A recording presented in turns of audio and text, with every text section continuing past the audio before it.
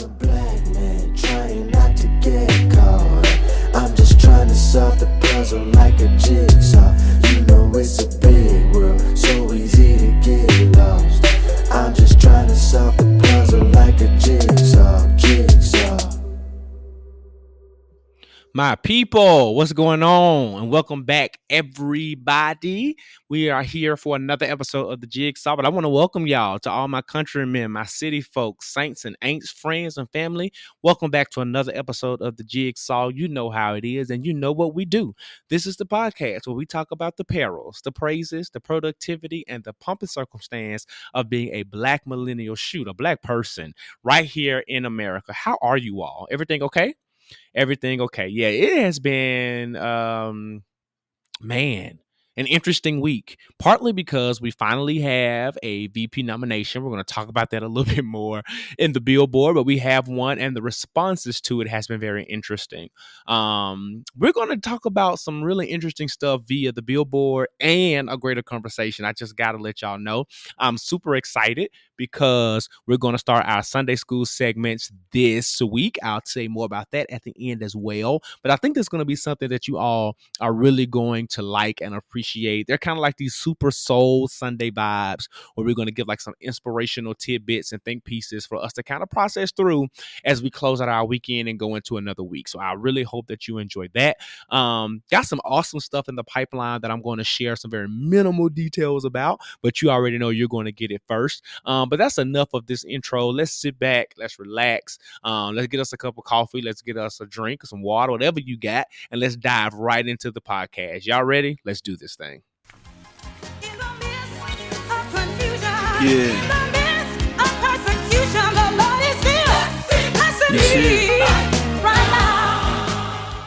This week on the Blessed Report, we want to shout out General Charles Q. Brown.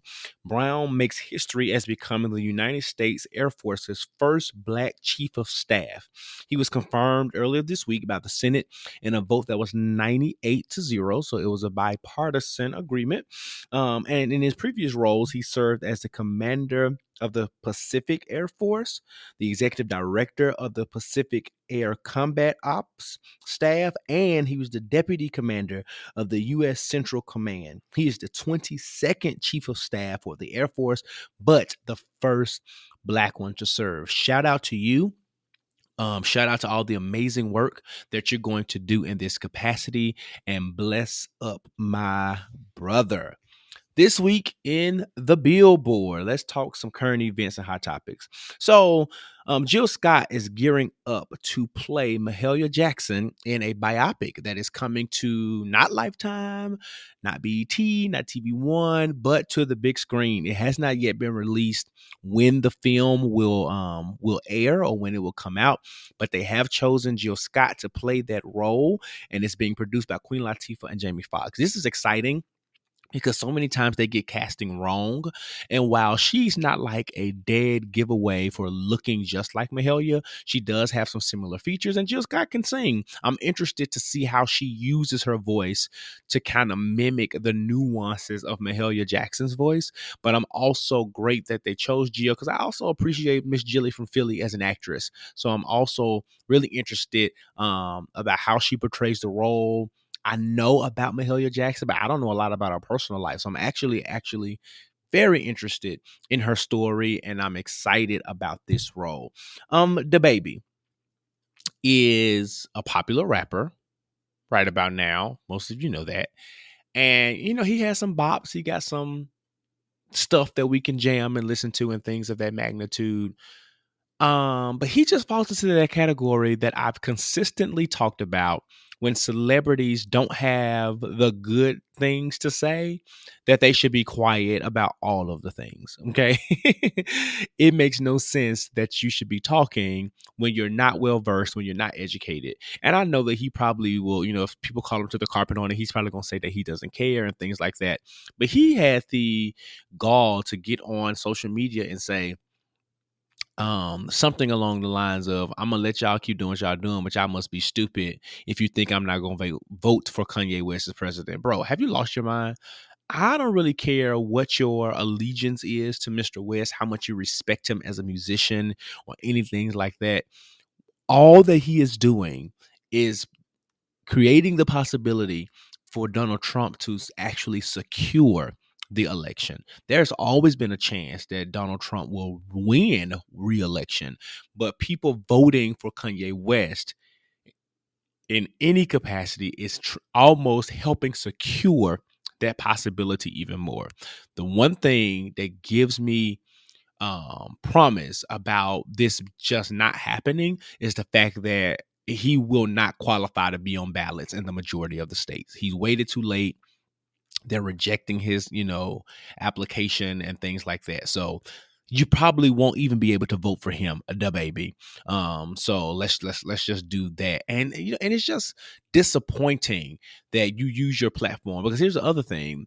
There are people who, like, for whatever reason, will probably listen to the baby.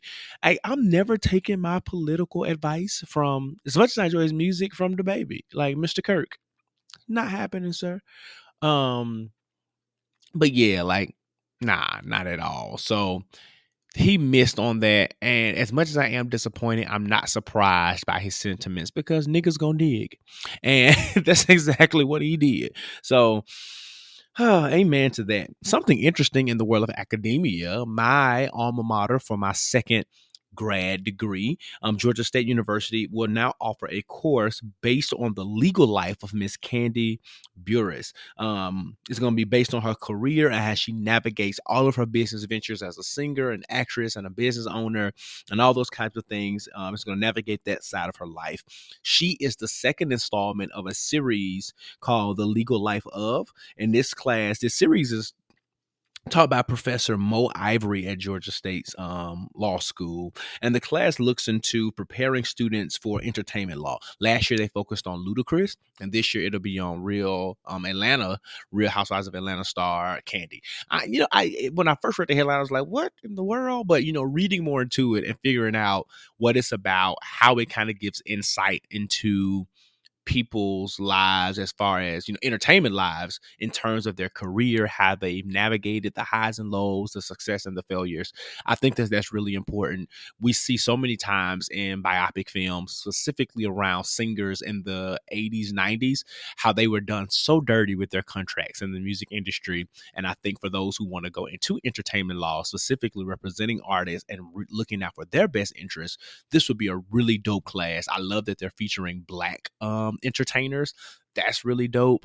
So I really like this. And to everyone who's attending, now I'm not sure if this class is restricted to students within the law school program, but I do think, even if it is, this is something that's really dope. And if you are at Georgia State as an undergrad or a grad student, you have the capacity to take an elective, definitely look into it. Had I known, let me take that back, because I was working full time and a full time grad student all at the same time. I probably did not have the capacity. But had I known, it would have been very tempting to take a class, even if it was in the summer, which I doubt that those type of classes are offered in the summer. But yeah, it would have been very tempting. So for those of you who are there, and if you're in any Atlanta college and you have the option to cross register, which means that you can take classes and receive transferable credit at another school, if you have that option, definitely look into it if it's offered to more than just the students within the law school program. So shout out to Georgia State for that.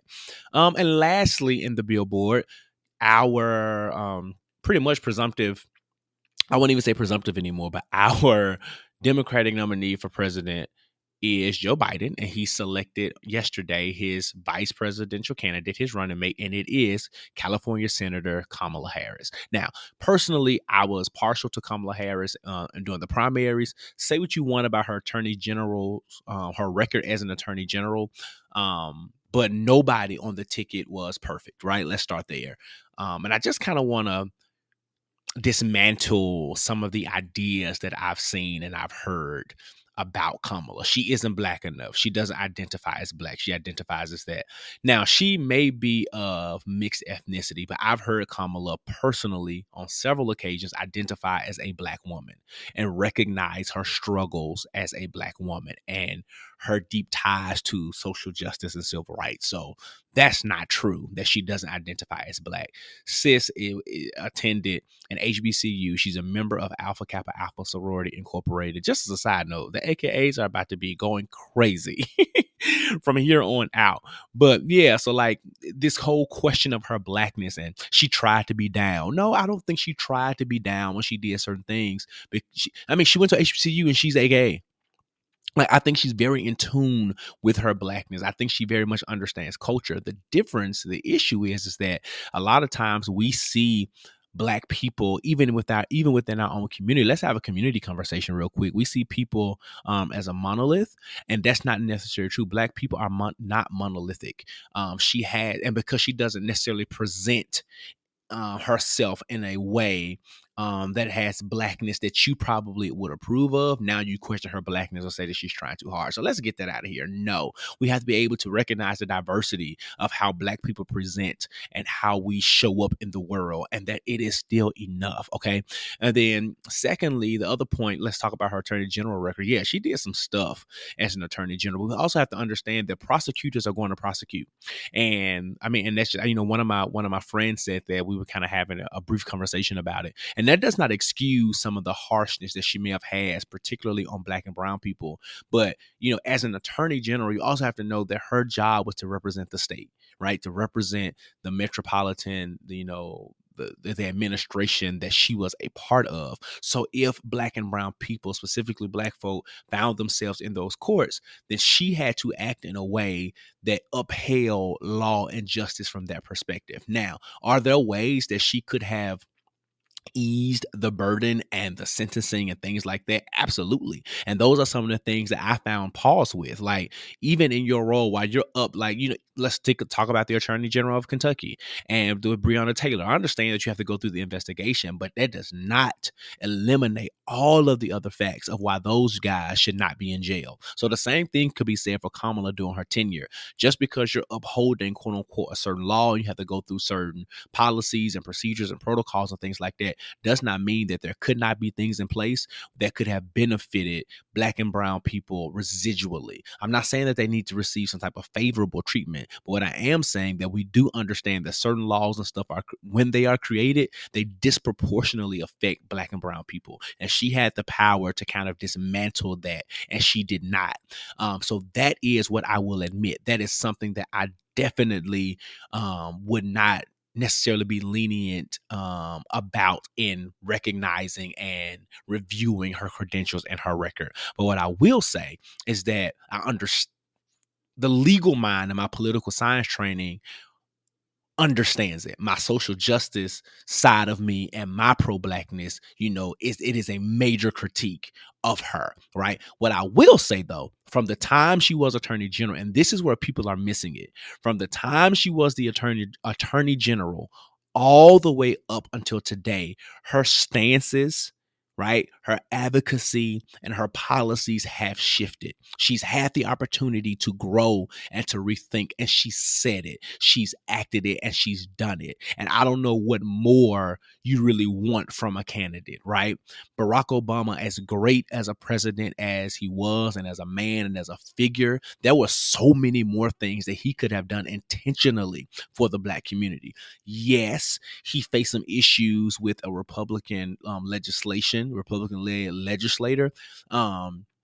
But there were so many things that we could critique him on, as far as being the first black president, and some of the things that he did not do or was not as aggressive about, right? And those are fair critiques. But at the same time, if you look at his tenure as president, you can recognize maybe why he didn't do some of those things. You can understand why you may not agree with it. You can understand, but it does not eliminate the critique, and it does not eliminate all of the great work that he did as president of the United States. And the same goes for Kamala. Give her an opportunity to really reconcile some of the things that she has done, some of the policies that she has enacted. As a senator, she has been absolutely phenomenal in her role. And that is the space where she's kind of worked with her criminal justice reform and kind of dialing back on some of the toughness that she showed as AG. All right. So I think she's more than qualified. I think that she's great. And I will not tell you to vote for the Biden ticket simply because she's black. I won't say that. You have a right to choose whatever you want to choose. But what I will say, when you make the cognitive decision not to vote because you're unhappy with this ticket, you are tacitly agreeing and supporting Donald Trump. I want you to sit with that. And some of you may get all hotep on me and say, well, it don't matter. We don't vote. We don't elect the president anyway. And look at Hillary Clinton, blah, blah, blah, blah, blah, blah, blah. Right. What happened last year with Hillary Clinton and the popular vote is somewhat of an anomaly. Okay. That doesn't typically happen in that way. And that's why the Supreme Court ruling, where the electors have to side with the consensus of the state, is very paramount in this upcoming election. What we must do is, if you are disapproving of Donald Trump as president, if you're tired of all the toxicity that he spews out into the world, the lack of leadership, the ignorant statements, the overt racism and sexism and xenophobia and homophobia and everything that he exudes as a quote unquote leader, then we must do what we can to put an alternative administration in the office. Now, people are saying that Biden is a lesser of two evils. He was definitely not my first, second, or third choice for president, but it is what we have. And I am not necessarily enthusiastic about voting for him, but what I am enthusiastic about is the opportunity to get a better administrator, a better policy leader, and a better thought leader in office.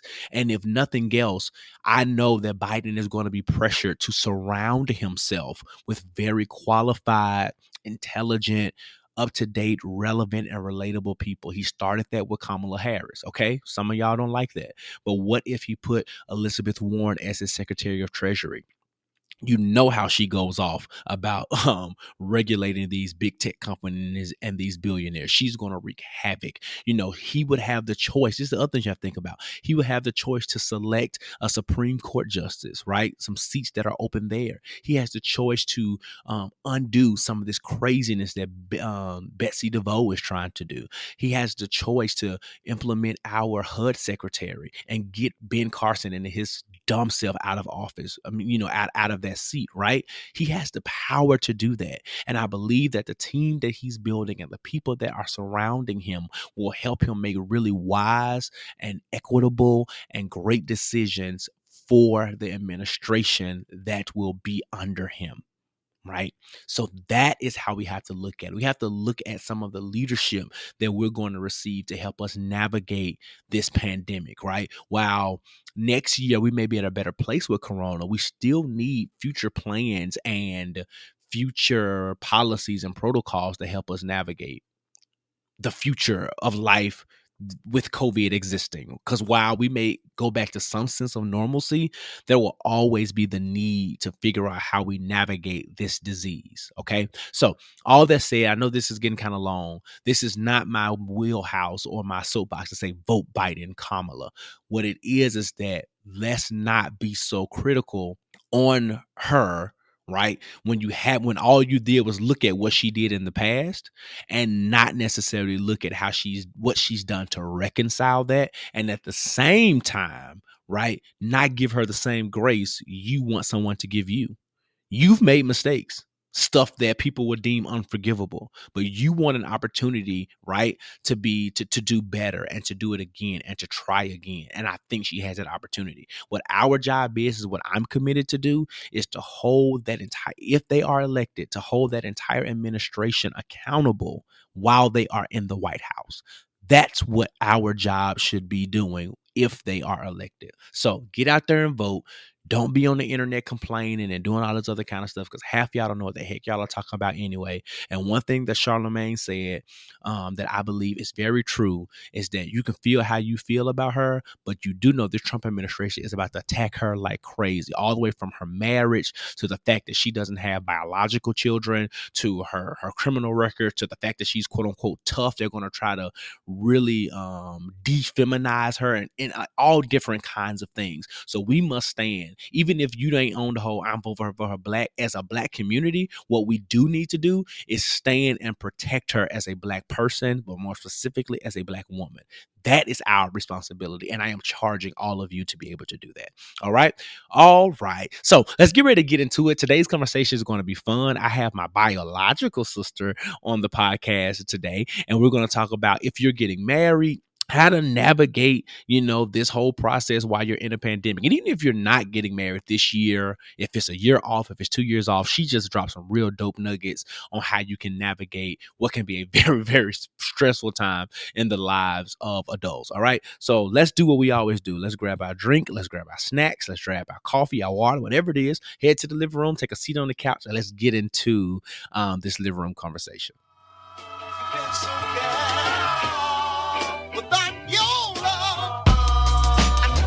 It's about to make a change. Do it with some soul in a little love. What's going on, fam? And we are in another segment of the living room. And today I am excited because I have a real life family member. My biological sister is here with me. And we're going to have some amazing conversations about being married in getting married in an entire pandemic. But I'm going to let her introduce herself. She's the expert here. Roshunda, tell them who you are. What do you do? Hello, everyone. My name is Roshunda. I like to go by the name of your bridal guide. And pretty much what I do is I focus on the bride by helping her navigate through the wedding world stress-free as possible. By giving her tips on how to find the correct vendor that suits her, how to pick her bridal squad, how to avoid the pitfalls, and most importantly, to make sure that she and her soon-to-be husband have a budget. Okay, so that's what's up. And I know it's been almost 8 years since I've been married and got married rather, and it was something that I don't necessarily have to go through ever again. all the money being spent and everything that's going on. So let's just dive straight into it. Let's talk generally about the wedding planning process for a minute. What's the first thing they need to be thinking about? Like once they get engaged, what's the next thing they need to think about? Once they're engaged, the first thing they really do need to talk about is budget. They need to talk money. And they really do need to come to a conclusion as to what they're willing and how much they're willing to spend on their budget. It doesn't matter how much your cousin, your friend, your neighbor said they've spent on their wedding. It really just comes down to them two and what they're able to afford and what they're able to handle. And I like for them to give two amounts, a minimum and a maximum. So if you say, hey, my wedding budget is $7,000, but my max is 10. And that's what they definitely need to talk about first. Not your colors, not how many people you want. You need to talk money. Budget needs to come up first. So how important is that minimum and maximum? Because for me, if I said if it's 7,000, I ain't trying to reach the 10. So the reason why I give the second number is because sometimes once you're planning and you're getting everything you need, and one thing I always say is always get your needs over your wants. So you're in your needs and you say, hey, but I want doves to be released. That's the extra $300. We just say something simple like that. There'd be an extra cost for that. And then now you're going into your max amount. Yeah. But whatever you do, don't go over your max. And I like to kind of always go to the real world when you're about to buy a new car. People always could say, I want my car note to be like $300. But if I have to, I ain't going over $5. Right. So kind of look at it in that, in that situation as well. But we definitely want you to stick to your minimal. But if you have to, definitely don't go over your max. That makes sense. And I guess one of the things that a lot of people may think is the first thing to do would be to set a date. Right. Because even when you're, so why? I mean, how important is the date though? Right. I got my budget, but is that next or how important is setting the date? So that is actually one of the most important things too, after you do your budget. And it's actually your venue and your date. They kind of go hand in hand, but I wouldn't make it the number one thing. Budget is always going to be number one. But once you get your date and your venue, that's like your next step.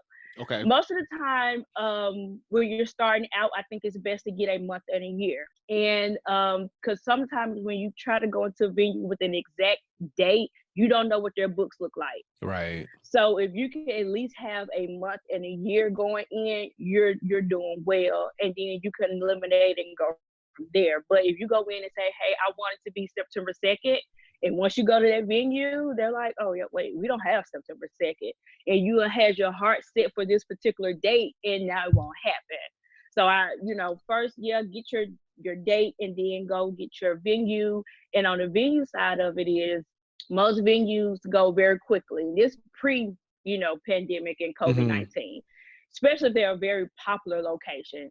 They're booked and busy all the time. But Right. now, since we're in this new time and new way, they're either now few in numbers or Mm-hmm. don't exist at all because they just couldn't survive it from being closed. Yeah. So definitely, once you have the date, your time frame, go get your venue. So the venue is like the first big ticket item that they need to be That's the getting. very first big ticket Mm-hmm. item because they go the quickest. Most people do not realize this or know this, but some places allow you to book a year in advance. Yeah. They'll let you book that far out, especially if they're really popular and people want this particular location. They're being booked a year in advance. Mm-hmm. So once you have that date and you know you want to go here, you better go ahead and get to their place. Because if you sit on it, it may not be available.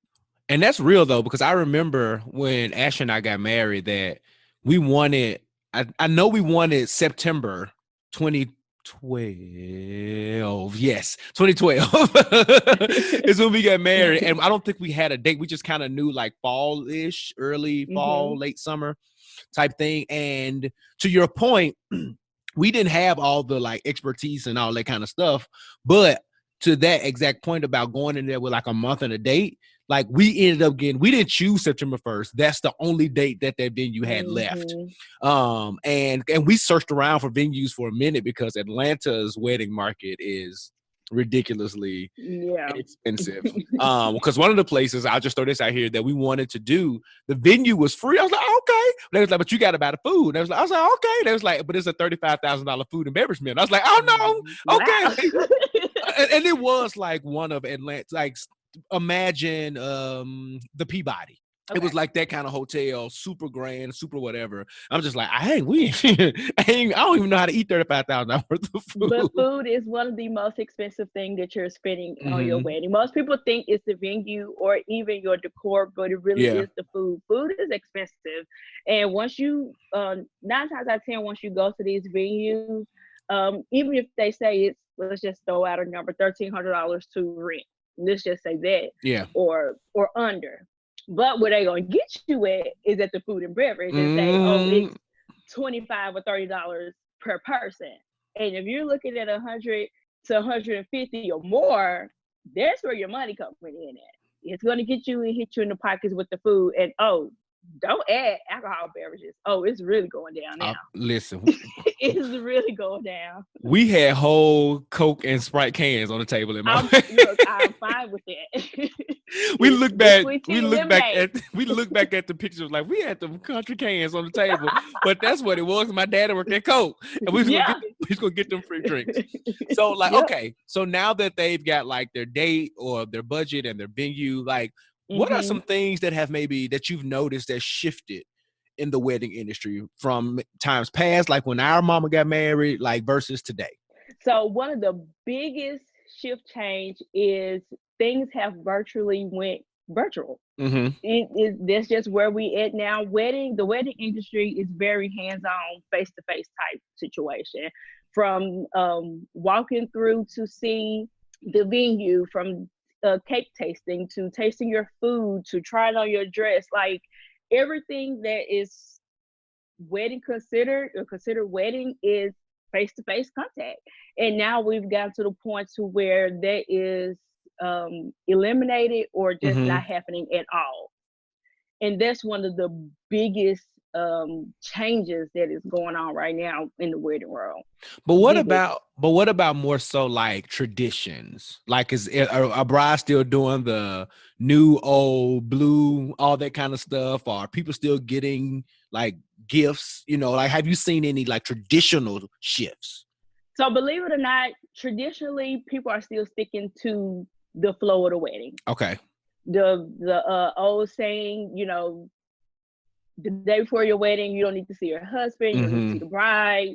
The something old, new, blue, borrowed, all of that is pretty much still the same. Anything that I kind of think that really has shifted traditionally will be the fashion. Fashion is Okay. one of the biggest things that I think have changed. Even like with our groomsmen, back in the 90s, 80s, 90s, early 2000s, our men was in a classic black and navy suit. And don't get me wrong, there's nothing wrong with, Yeah. you can never go wrong with black and navy, but you would never really see them outside of those colors. Mm-hmm. Every now and again you'll see somebody in some white, or some tan, but for the most part they stuck to the navy blue and black. Now the men are in hunter green, they're in the deep reds and burgundies, Yeah. their jackets are suede, so the fashion world has really changed from there. And even for the bridesmaids, most women are not wearing dresses now. Mm-hmm. They're getting married and they're having their bridal squad be in pantsuits. Some of the brides are wearing pantsuits. Some brides would usually, you kind of used to the typical, off-white, white, ivory color dress. Yeah. That's not the case anymore. Now my favorite look actually is the wedding dresses with a soft pink hue up under the Mm-hmm. underline dress, or powder blue. Like I love that look. But the fashion is one of the biggest changes. Everything else, pretty people like tradition. They stick to it. Yeah, and I know like Asha forced me to watch a few episodes of Say Yes to the Dress during the quarantine, and there was this young lady on there getting married, and she was just adamant about having a black dress, and Yeah. she wasn't gothic or like a Satanist or anything like that, Hmm. but she wanted a more after five look for the whole party, and her Okay. mom and daddy was like, No. no, and they like she Hmm. ended up picking a white dress, but to your point, like she was like super adamant Yeah. about finding that because she wanted this particular look. So Hmm. speaking of traditions, so let me ask you this, and maybe this is an obvious answer, but big wedding or small wedding, is there a right way to do it, or is it based on budget? Is it based on family? Is it like what would be your advice going into a couple? Honestly, weddings has always and forever be about preference. Mm-hmm. Nothing would change about that. So in short answer, no, there's really no right or wrong way to do it, whether Yeah. it's big or small. It really does come down to the couple and what they are wanting. Um, However, public opinion is always different, you know. Mm-hmm. So you could be in a situation you dang if you do and dang if you don't. But like I said, a short answer, no. There's really no right or wrong way. It really is just up to that couple and what they're willing to do. In these times now, if I had to choose, I would say go small. Just to, keep everybody safe and, Mm-hmm. you know, but that's So just me. so let me ask you this. I'm gonna throw this out there. How do you handle or mitigate the situation where you're in a pandemic, you are having a, let's just say, average size wedding or fairly large, couple of hundred people, Hmm. which means you also may have 8 or 9, maybe 10 bridesmaids, groomsmen initially. Now you're like, we got 50 people only. I ain't wasting 20 of them on y'all. How do you deal? Like, how would you deal with or encourage a couple to deal with? This is how you need to cut down that bridal party. You need 2 people. Yeah.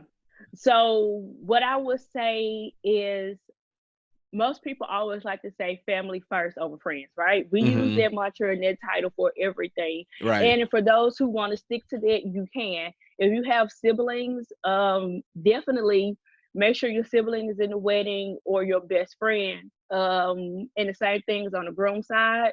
As far as your the wedding guests go, is definitely always start with your immediate family first. Now, as for me, you know, my immediate side of the family is large. So it would be really hard to kind of do it, but I think you should definitely base it upon who you're closest with. Now, that's going to be a hard pill to swallow Yeah. because what you think is close and what somebody else may think are two totally different things. So I would divide it between the bride and the groom. If it's 50, she get 25, you get 25. Make your 25 count, and base it really base it upon when the last time you talked to this person.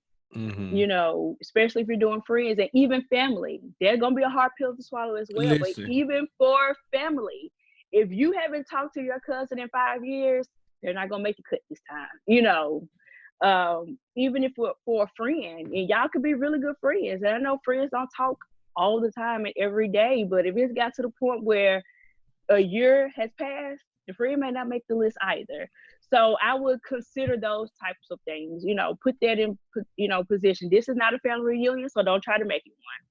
And you know us, that's when we get Yeah. together, weddings and funerals. And I was Yeah. just thinking like, because there's some family members I know if I were getting married during a pandemic that they just wouldn't make it. Yeah. They wouldn't make the list because I had a cousin who RSVP. We had 3 different ways to RSVP, and that joker, his whole family RSVP all 3 different ways, and still did not come. Still didn't come. So to that point, like I would have no problem. Like he would be, even though I probably wouldn't have that prior knowledge, but because he's kind of a distant cousin, I would have no problem not extending that. I'm glad you actually said that because use their behavior now. If they don't show up now, like right now, everyday stuff, birthday, and we talk about pre-COVID, birthday, whatever, graduation, whatever the case may be. Look at that. You invite them places and they never come, pay attention to their behaviors and how they're acting right now, because what they're doing now is going to also show up. But they be panini pressed if they don't get that invitation. And people want to be invited and knowing that they're not going to come. They know they're not coming, but hey, if it comes down to it, you just be real with them. Be like, hey, you don't ever come to anything. So, but yeah. So, okay, I've set my date. What are the next few steps in the timeline? I got my date based on my venue availability, right? So like, what are some of the things, like, what's the timeline? Because, some people, and that's the other thing, everybody's timeline is different. Like we waited a year personally. I know some couples who waited literally like 3 or 4 months to go ahead. And they had like a wedding. It wasn't like no hitch thing. They had a wedding. They were stressed, but they did it in a few months. So I guess just give me like a short timeline, a long timeline. What are the next steps? What are the steps? So because it's so many moving process, pieces when you're planning a wedding. And in short, I think the most 2 critical and key timeline is to make sure that your venue is secured, and it should be done within like 10. If you're getting married a year out, at least 10 months before your wedding date. And the next critical timeline should be ordering your invitations, which should be done 6 months before your wedding date, so they can be mailed out 6 to 8 weeks before your wedding date. Those are the 2 most critical key points in your timeline, because if you don't do those 2 things, everything else is thrown out. Okay. It doesn't matter if you already got your dress. It don't matter if you have a dress and you haven't secured a place to get married. Or it doesn't matter you have a venue, but you haven't sent your invitations out and it's literally a month before your wedding. So make sure those 2 things are always the most important parts, because that's usually when people usually drop the ball, especially when it comes to ordering and sending out those wedding invitations. Got it. So from, I guess, your point of view as a wedding consultant, who should be the most loud voice to the bride or to the couple? Is it the mom? Is it the maid of honor? Is it the planner if they have one? Like, how, and if it is mom, right? How are you navigating as a consultant all these different opinions that everybody else got about the wedding? So this just me. I talk to the money. If you're not paying for this wedding and this reception, your opinion really doesn't matter. I consider it. Like, oh, that's cute, but at the end of the day, money is really what talks at this point. Mm-hmm. It don't matter what your friend has to say. It doesn't matter at this point. Also, a lot of, let's just be real, family members feel obligated that I should tell you, you should have it here and not there, or you should Right. pick this color and not that color. That becomes very overwhelming to the bride and groom. So if you're that type of person, please stop. Don't do it. It becomes very overwhelming, and it always makes the bride and groom feel like they have to consider everybody's advice and option when it comes to planning their wedding. And sometimes, like I said, it goes back to preference. If the bride and groom already have it set up in their mind that they don't want a big wedding, they're gonna have to stick to their guns. Mm-hmm. And they're gonna have to have a hard talk, pull mama to the side, pull whomever to the side, and say, hey, this is what you want, but this is what I want, and this is how I need to do it. And if they have a wedding planner, and say for instance that the bride and groom don't want to take that chance, you pass that baton over to the wedding planner and let her have that conversation. And what does that Because conversation look like? Because that's a hard one from the stranger. so the reason why I feel like it's the easiest, because me and you don't have any connection. Mm-hmm. When this is over with, I'm going about my business, you going about yours. But the one thing I always say is definitely stay respectful. That's Mm-hmm. number one. You will always be respectful. But two, you will also let it be known that this is the wishes of the couple. And this is my job to make sure they have what they're wanting and desiring. Mm-hmm. And I think, and you have to, and like I said, always be respectful, of course. But I think it's easier because if the daughter do it, you may get timid and you be like, well, okay, well, since you said that, we can do Might that. get guilt tripped into doing something. Right, you will be. Versus if you hand this over to your wedding planner, oh, there's no guilt trip going on. You ain't my mama. You're not mine, so I can go ahead and tell you. No, saying no would be easy. But again, staying respectful will always be the number one priority. So I've seen in the past few years that there's become this common theme of people hosting. People are going less and less away from church weddings. Like that's one thing. And one reason is because just the ease of having everything in one space. Like I can get married at this venue, flip it, and then have my reception. Do you think, one, that this trend is going to absolutely increase post-corona or even during corona, simply because like we're all in one space? We ain't got to worry about sanitizing this one and sanitizing that one. Like we're already here. How do you see the venue game changing, more drastically, people leaving the church as far as ceremonies? So the drastic change will be if they're staying venue for now. Let's just say this. Let's just say for the rest of 2020, large crowds is probably pretty much a no. Yeah. It's pretty much a no at this point. So if you kind of can go back to wedding ceremonies, it may help you out a little bit more, especially if it's a nice size church. If it's a nice size, you can fit more people in there, and they can still somewhat be social distancing and everything. But as far as the drastic change go, that's one of them. The large crowd will be one. The next one will be that you have to come in here with a mask on. Normally that wouldn't happen, but now that's the case. And even to the point you may have to get your temperature taken. The new normal is this, unfortunately.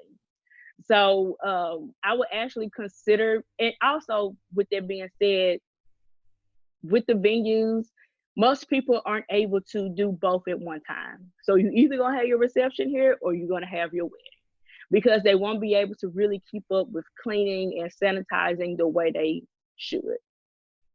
So if you want to still do both in one day, I would definitely consider having one spot and have another somewhere else. That's actually a good point, because I'm sure they would want to flip.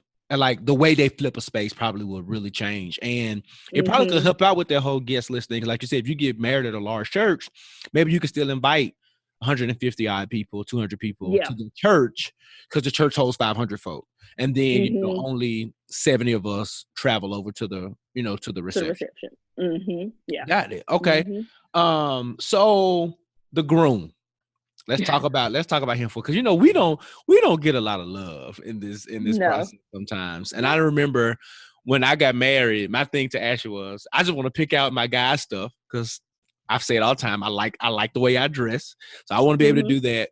And then I wanted to have control over like you can pick what song you walk down on. That's your business. That's that's your moment. But I wanted to help control the music because I'm into music, right?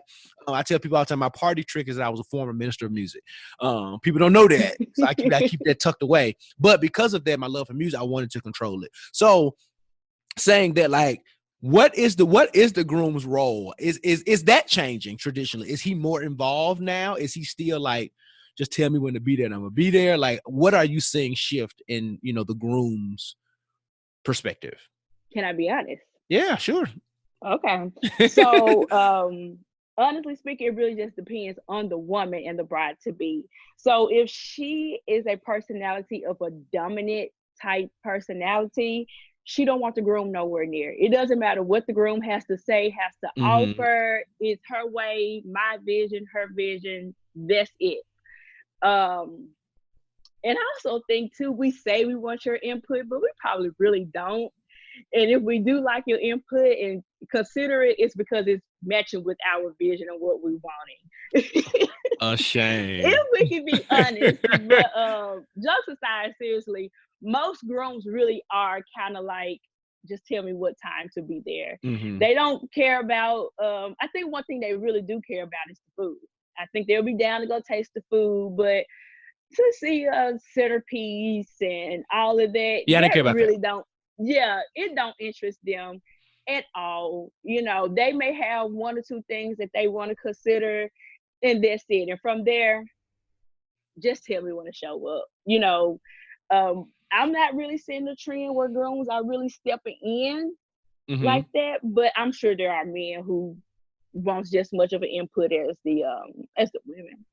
Yeah, and like I said, I didn't really like the centerpieces, all that kind of stuff. I didn't even really care about colors. I just wanted, once you decided the colors, I wanted to make sure my guys were straight, and I wanted to make sure we had a solid DJ and like a band, like all that kind of stuff that we had, because we had a live piano. So that was what was important to me, because I also wanted my reception to be a celebration. I didn't want it to be this stiff. I could be a preacher, and that's cute, but we gonna party, we gonna celebrate. Yeah, some fun. We gonna have some fun. We're gonna celebrate. So, you kind of talked through this, but outside of the changes in the big crowds, and maybe wearing a mask, what are some of the other bigger challenges that you anticipate seeing once we get back to whatever normal is, right? How do you think? What is the lasting impact? Because think about like 9/11, right? When 9/11 happened, we could still fly, but how we flew changed drastically. Like, we couldn't go to the back no more. You couldn't have certain things in your suitcase. So it really changed. So what kind of shifts do you see? Like, of course, people are still gonna get married. At some point, they're still gonna have the big extravagant weddings. But what is that one thing you can kind of foresee will be like forever changed? To be honest, I don't. Let's see, because I want to say this without over speaking and saying that ain't right, you like that. But I honestly think that I think social distancing will be a big thing. You still think it'll be a thing even after? I still think it'll be. I do believe that it still be a big thing, and also I think that. Well, let's go from the people side. People are ready to get back to entertaining and having fun and having big gatherings. But post-pandemic and COVID, I don't see us getting back to that so quickly. Okay. Maybe down the line, but as like a 2021, I still don't even see that happening. I think social distancing will definitely still be in effect. It may not be as strict as it is now, but I do think that it'll still have some plays put into place. I also think that the virtual world will stay like it is. Less contact as possible. I think that'll be something that will be a challenge for most people, because usually when things start going back to normal, we want to go back to normal. But in the wedding world, I think they may just keep it as, hey, we can Skype, we can Zoom, I send you pictures, you tell me what you want and keep it a virtual thing. I also don't see that going right back to things. But of course, if the people had it their way, they'll go straight back to how it was. But considering that the government is kind of on their neck at the same time to make sure they're doing right, I think they would do everything they have to do so they can stay in line with the rules and the regulations. Got you.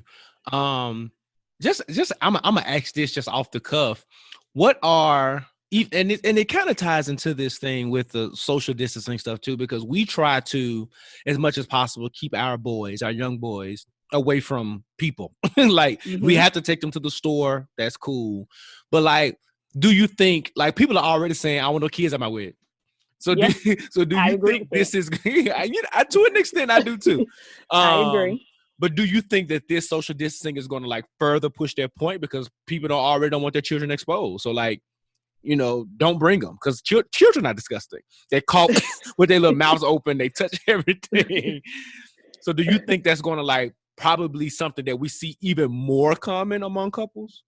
Actually, I think not only for the children, but I also said for the elderly people and just regular people in general. There are people my age that's kind of like, no, I'm not going anywhere. Yeah, I'm just not going. I don't care what's going on. I won't be there. But definitely with this going on, I do think it's responsible for the parent not to just not to bring their child, and also not to bring their elderly parents. Now, I get if it's your mother or grandparents or whatever, but let them be there for the wedding. They don't have to be there for the reception. Let them be there for just one part of it. But yeah, I can see it for any age group, actually. Just depending on the person, because some people are scared out of their mind about this, and rightfully so. I get it. Right. But I think it just really depends on the person. Okay. So we're going to get ready to wrap up. And before, I'm going to ask you like 2 more serious questions, but I got something I want to ask you to have some fun for a minute. But before we do that, give me like 3 things that you think a bride should absolutely avoid in this wedding planning process. Avoid overspending. Okay. Absolutely. Avoid because we got to live after this wedding. You have to live. Try new things like makeup, skincare routines, food.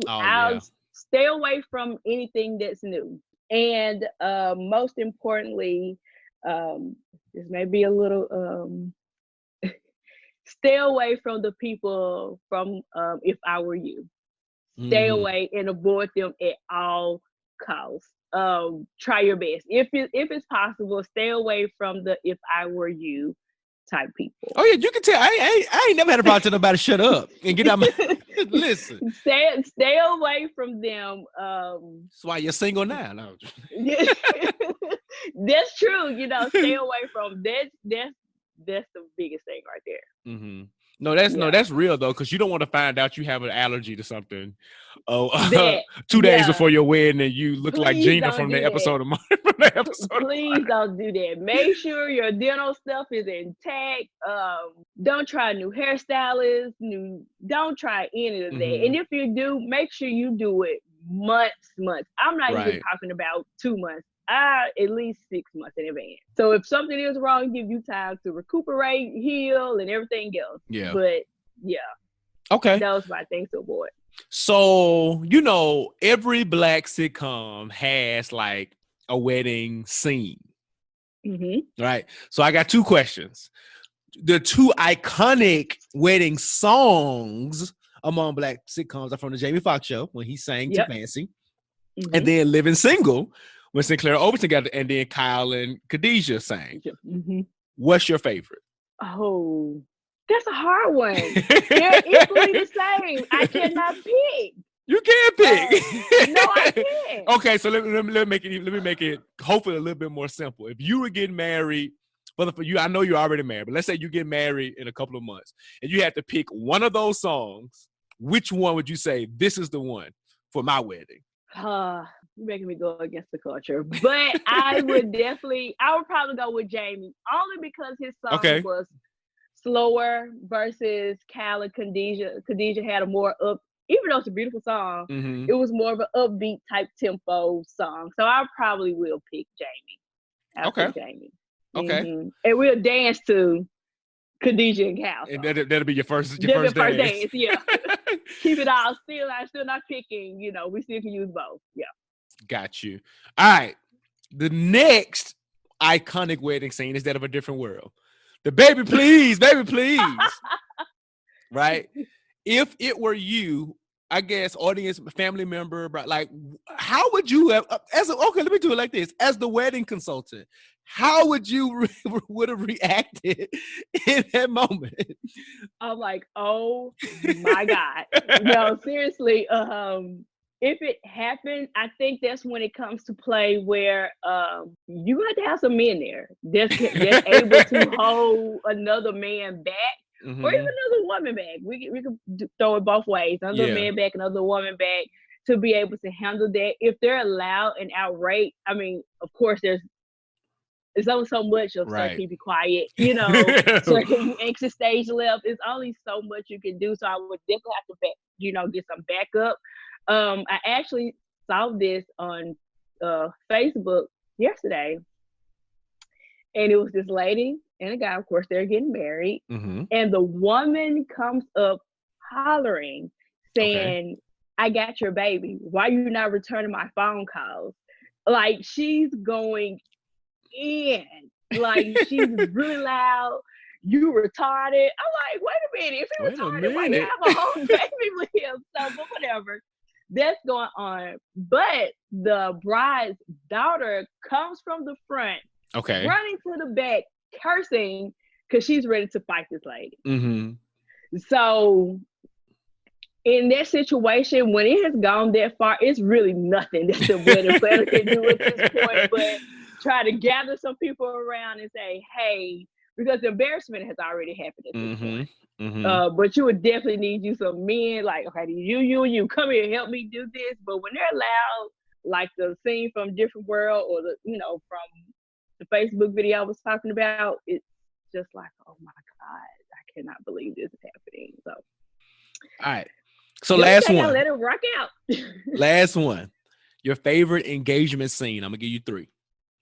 All right. So we're going back to Living Single when Overton and Sinclair, they supposed to get engaged in the park, but they got mugged. Well, let's just imagine they didn't get mugged, right? Okay. So they had this, nice moment in the park, blah, blah, blah, blah. Martin and Gina, they also in the park. He had his friends involved. He had Brian McKnight come sing, all this beautiful thing.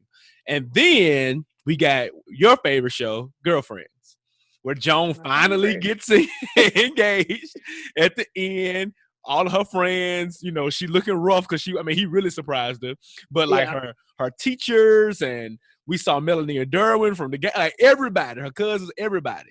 Your favorite engagement scene and why out of those 3? Okay. I think I'm gonna go with Martin. Okay. Oh, interesting. Yeah. Okay. Yeah, I know. The reason why I'm going with that, because I love the scene when he did bring Brian McKnight there. Okay. To serenade her. And I think anytime you can have some good serenade, the answer probably going to be yes anyway, So he serenaded her. He really poured his heart out to her. So I would probably pick the Martin scene, proposal scene. Okay. I ain't mad at it. Horse and carriage, them horses stink. It seems like it's cool, but they really stink. They do kind of stink. I ain't gonna lie. Yeah. And I ain't never been on one. I just walk past them. Yeah. And they musted. And they be throwing their tail like smell like butt, and I ain't trying to be around it. No, I'm all right. I'm straight. I'll pay. All right. So as we get ready to wrap up, give me some, or give the brides and grooms out here who may be listening, a last piece of advice as they try to navigate this wedding process, specifically during a pandemic. So the number one thing to do is have a good support system and a good squad. Somebody, like I said, that's very reliable and that you can count on. Also, I also think that you should also make it your business to not go into this marriage in debt. Yeah. I know I've been saying that and beating it over the dead horse, but it really is very important.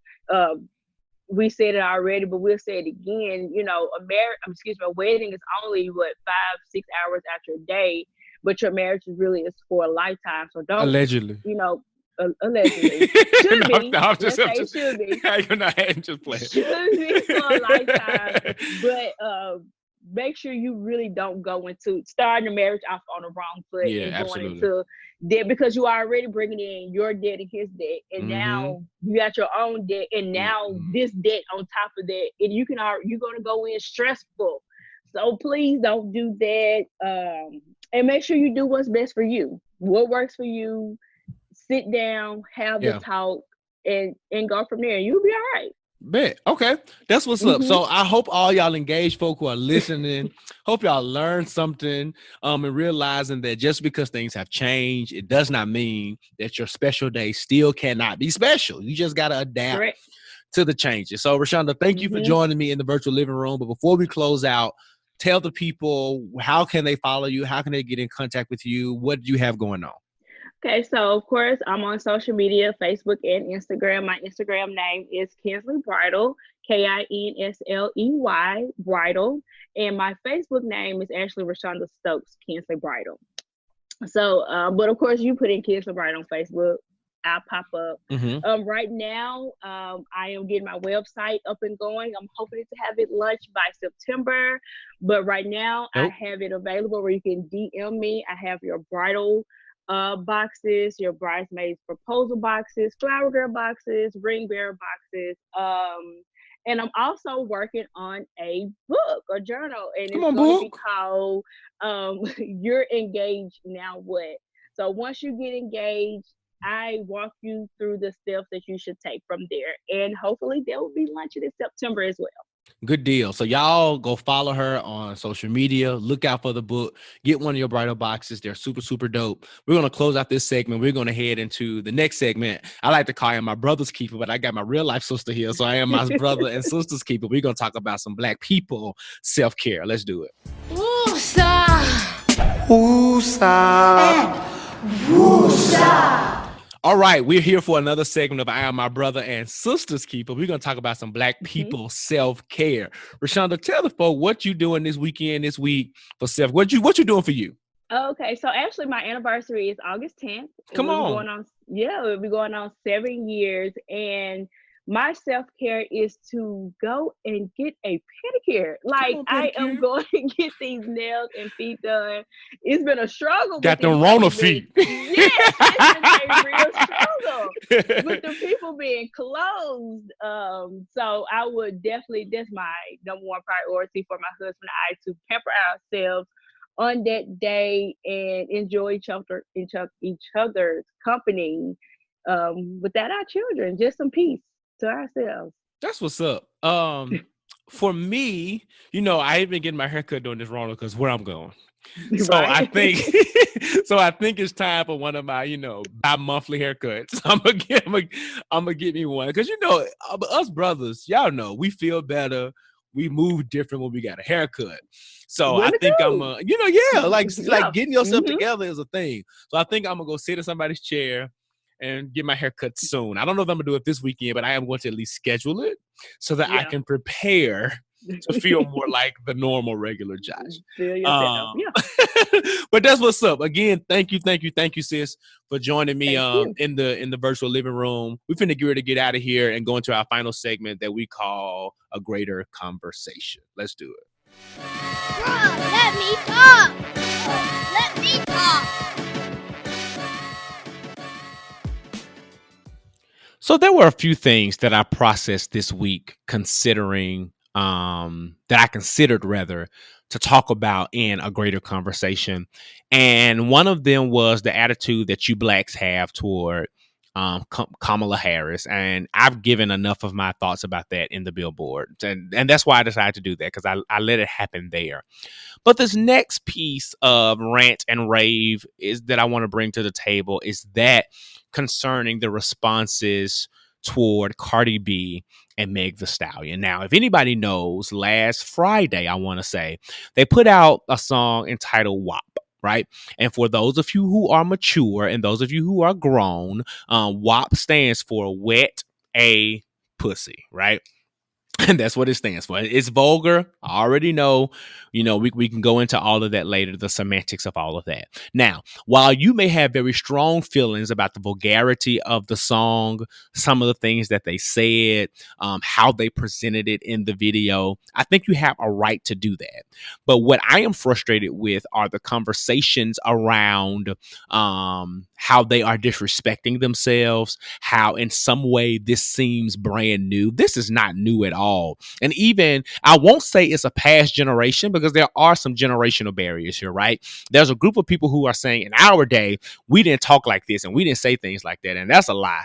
So while some of the things that you said were coded, it was still very vulgar. Between the Sheets, Isley Brothers, Turn Off the Lights, like while those may be innuendos, if you listen to the verses of those songs, they are filled with expletives about what they're going to do and what they plan to do sexually. I actually saw a IG posting that talked about they talked about, what did they talk about? Oh, an old blue song from a woman, I think in the 30s or 40s or something like that, where it was and she was talking about riding him to the cows come home and eating his butt. I mean, and she was she was very explicit in what she wanted to do and what she wanted to have done to her. So none of these concepts are new. Now, does that excuse the vulgarity or make the vulgarity right or wrong? Oh, absolutely not.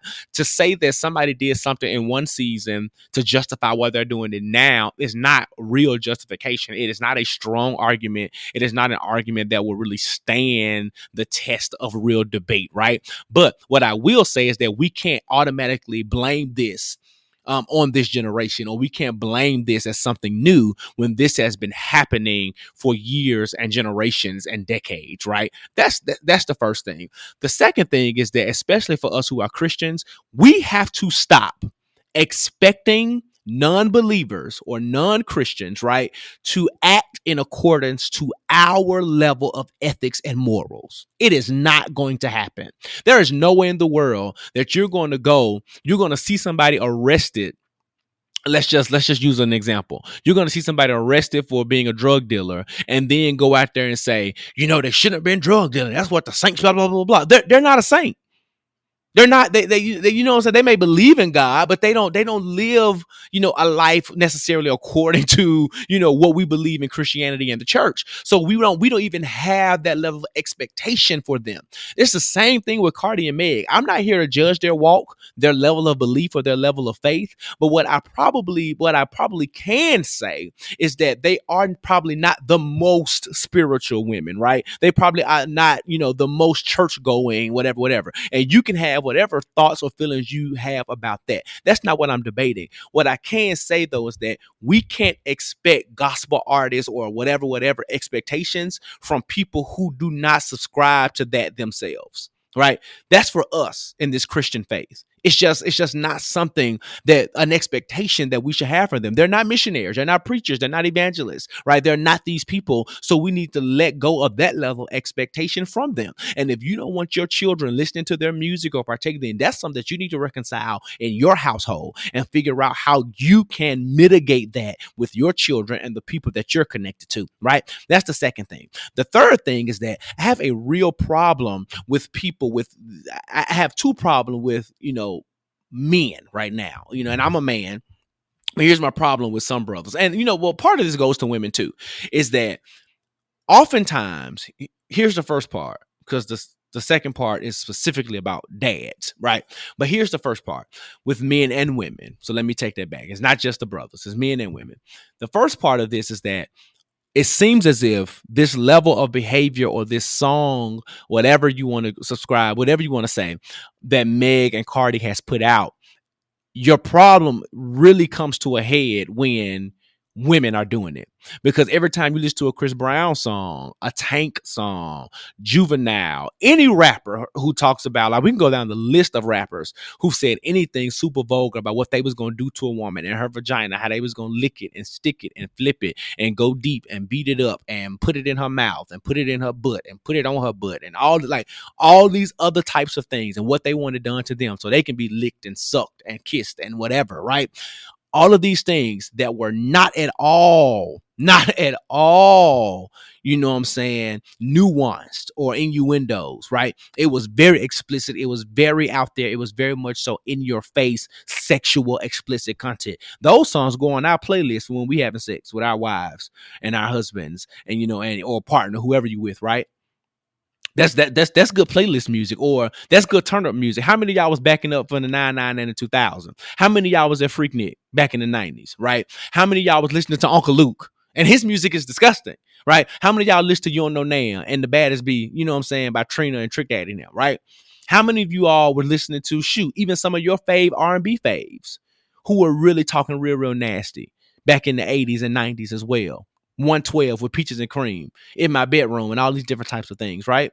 These things were in your face. It was loud. So I have a very but the problem is, though, is that most of the things that you find acceptable was because it came from men. As soon as it come from a woman, she's a hoe. She don't appreciate herself. She don't value herself. Where's that same energy when we talk about like that?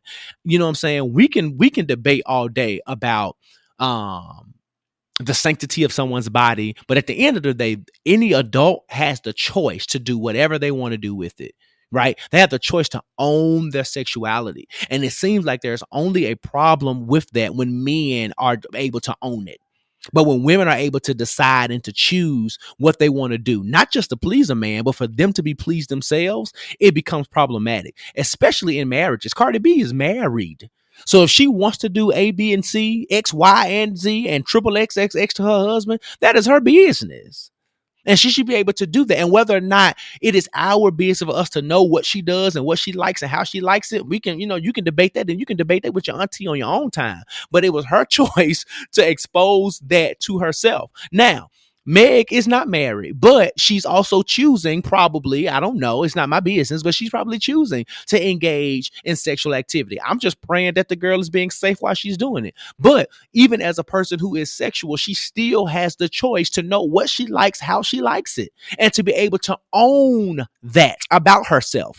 And women, right, have the right to be able to do that. Those are their bodies, their level of pleasure. What they seek is on, like, it's what they want. And there should be nothing, whether we think it's hypersexualized or not. And that's another argument, because society itself is hypersexualized. Let's just go there. It is. But at the same time, the crux of this is that we can take men knowing what they want, how they want it, how they want to be pleased, how they want to give pleasure, and have no problems with it, and just kind of wink an eye and be like, "Ooh, girl, he did this," and bros be like, "Yeah, that's what's up. I'm talking about. That's the energy, bro." You know what I'm saying? But when a woman does it, she's a hoe. She's doing too much. I don't like her daddy. Her daddy didn't raise her right, and the same people who say her daddy didn't raise her right are the same ones who want her to call him daddy. No, sir.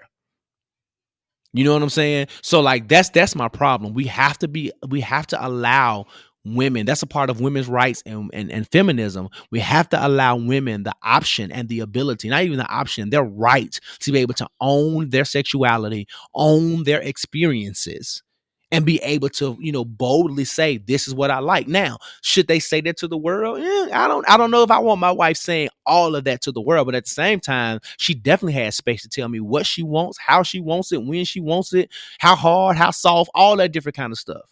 Because that's her body. And sex is also, while it is about pleasing your partner, it is also about having a pleasurable experience for yourself. You should want to enjoy it. So there's that part too.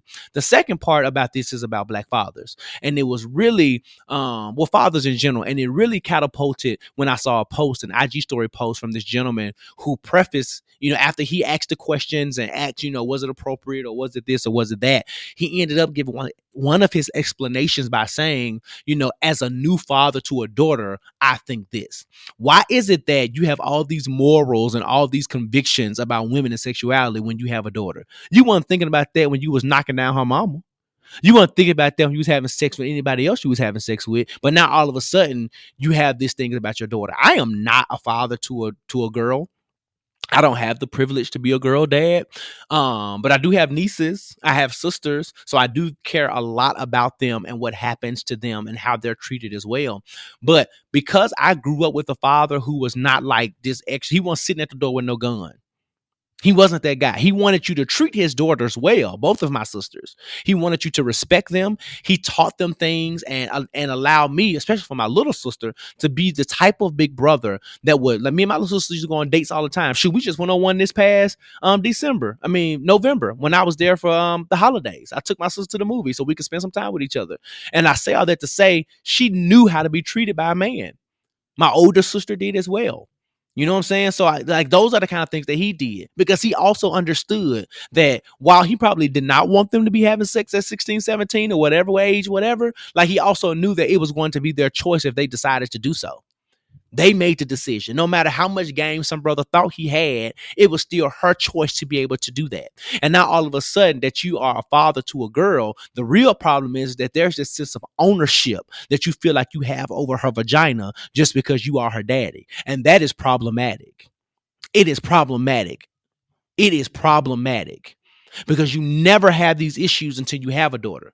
You always want to pull the gun out. You always want to do that. And y'all can fight me, meet me in my comments. Email me if you want to. I don't really care. But you always have the issues when soon, it clicks. Yeah, you should be protective. Yeah, you should, want people to respect your daughter. Yes, you should teach her certain things about how to navigate the world and the dating space and sexual spaces and things of that magnitude. But you should also teach her to be in love with who she is. You should also teach her that her experiences as an adult and as a person should be experiences that she should own and that she should love. You should teach her about the beauty of sex. You should also teach her about the safety of sex. And when she's old enough to begin to navigate those spaces from a mature space, right, you should be able to give her tools that, hey, don't let a man do this or don't do this just because he's doing that. Respect yourself enough to make the choice, right?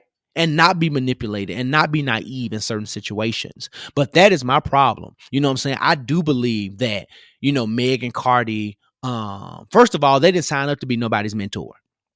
So let's stop there.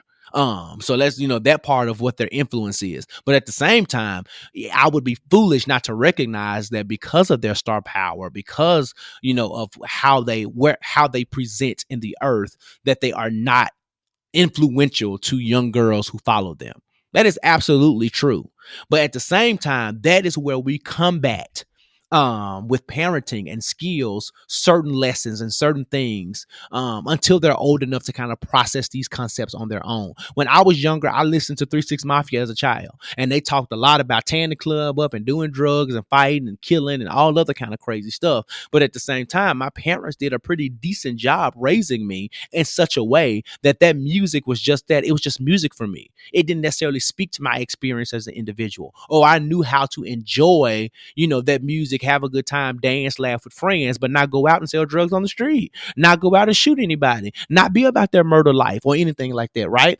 But that came with parenting. But if you are so afraid that Meg Thee Stallion is going to all of a sudden mean that your daughter going to bust wide open on the next man that she see, then you have a greater issue. That ain't Meg issue. That ain't Cardi issue. That is your issue. That is something that y'all need to figure out and to talk through as parents and as individuals. And if we did more empowering with our children and sitting down with them and having these tough conversations, instead of just telling them what they can't do and what they're forbidden to do, but really talk with them about some of the consequences and the risk of doing some of the things that they may be thinking about, and just informing them on how to be wise and how to navigate these spaces. That's what Jigsaw's about anyway, navigating these spaces, figuring this crap out. If we had those type of conversations, then we'll be a lot less pressed to be worried about as a grown man what my daughter is doing with her vagina.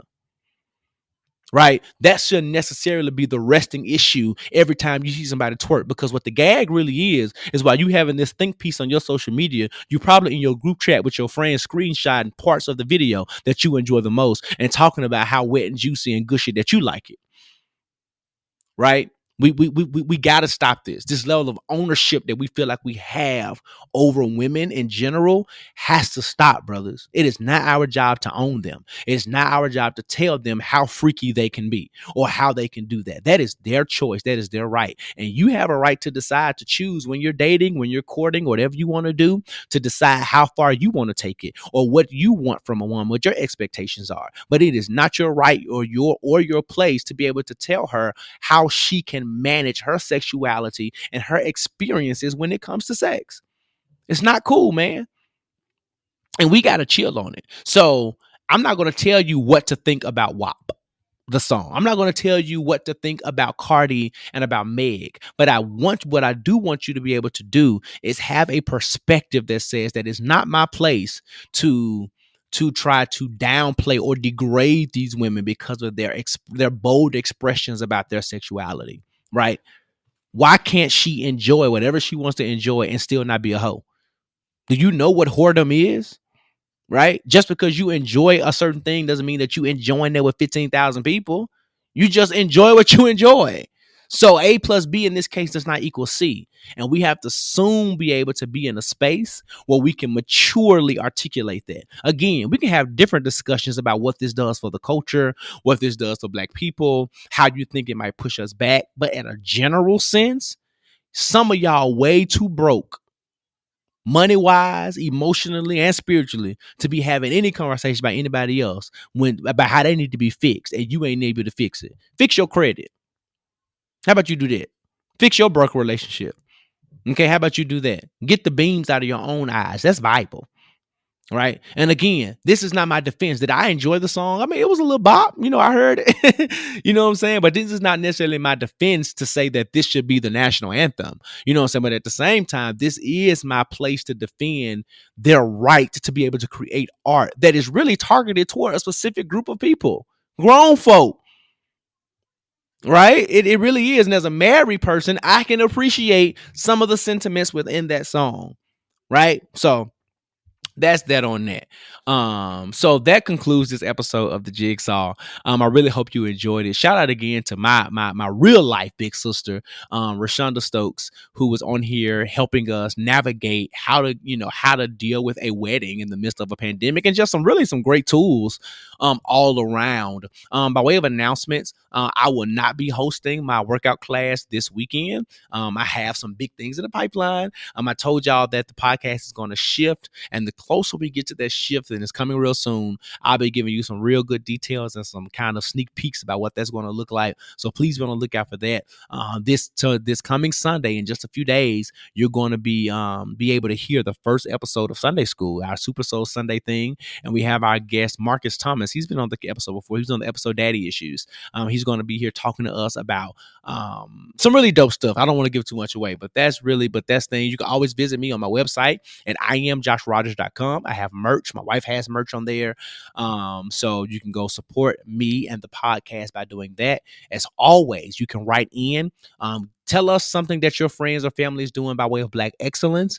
You can also write in to tell us what you're doing in terms of self-care. And you can rant and rave and have a greater conversation as well. You can do all of that by submitting an email to wrong address. You can submit an email to the Jigsaw Podcast at gmail.com, and I will read it and possibly put it on the show. So please do that.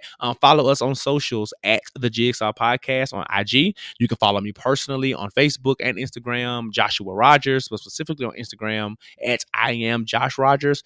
And I think that is a wrap, y'all. This has been dope. This has been great. I love y'all to life. But do not let this life stress y'all out. Why? Because you can only do what you can while you can. But even in the midst of you doing all of that, don't you dare get caught with your work undone. I'll see y'all next week. Peace.